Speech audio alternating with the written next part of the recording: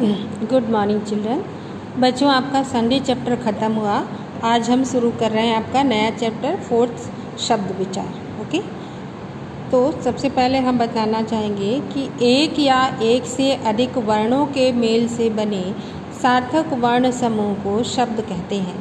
यानी वर्ण आप समझते हैं, अक्षर ध्वनि जो हमारे मुंह से निकलती है, ठीक है।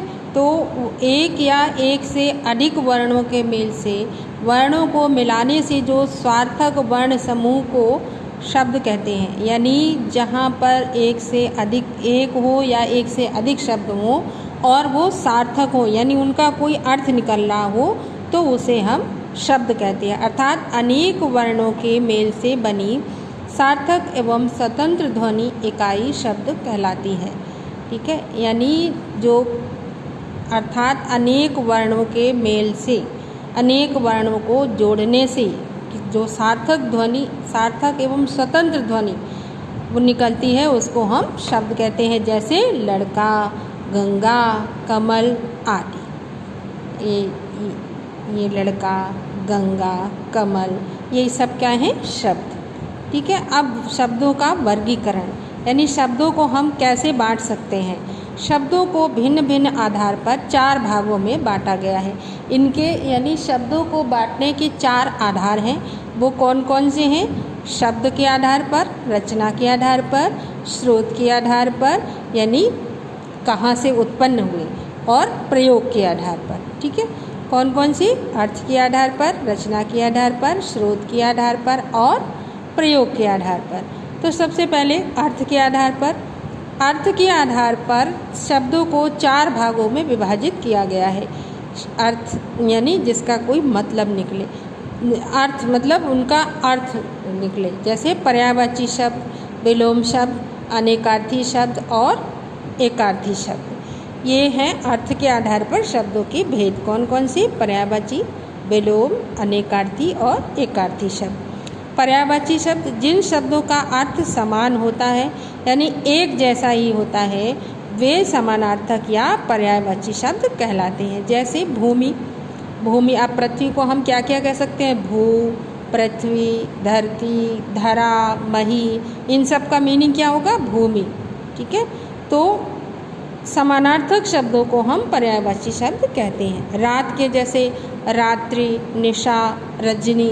ये रजनी माने भी रात, निशा माने भी रात और रात्रि माने भी रात होता है, ठीक है। अब चलते हैं विपरीतार्थक अर्थात विलोम शब्द। विपरीत अर्थ देने वाले जो शब्द विपरीत या उल्टा अर्थ बताते हैं, वे विपरीतार्थक शब्द कहलाते हैं। जैसे रात, दिन, यानी इसका उल्टा, रात का उल्टा क्या होगा? दिन।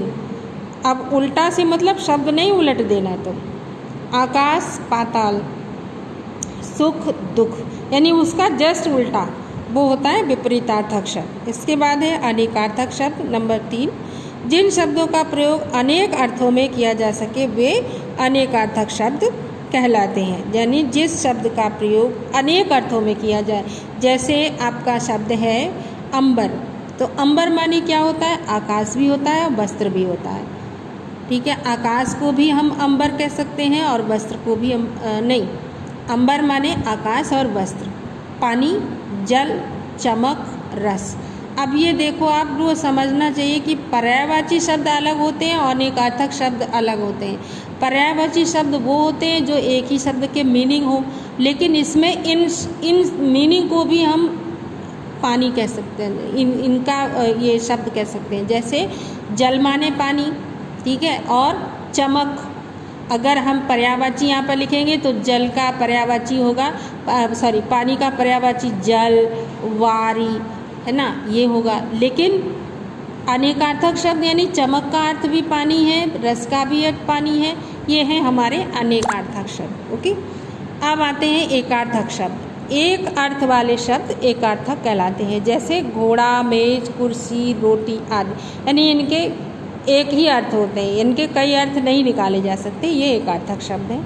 अब दूसरा है हमारा रचना के आधार पर। रचना के आधार पर शब्दों को 2 वर्गों में बांटा जाता है, रूढ़ शब्द और व्युत्पत्ति शब्द। कौन कौन से शब्द हैं? रूढ़ शब्द और व्युत्पत्ति शब्द। रचना के आधार पर मूल शब्द, यौगिक, मूल शब्द और व्युत्पत्ति शब्द। यानी मूल शब्द माने जो मूल शब्द है, और व्युत्पत्ति यानी उससे जो बनने वाले शब्द हैं। अब व्युत्पत्ति शब्द में कौन कौन से? वियोगिक, योग रूढ़। ठीक है, इसके भी दो भेद हैं, यौगिक और योग रूढ़।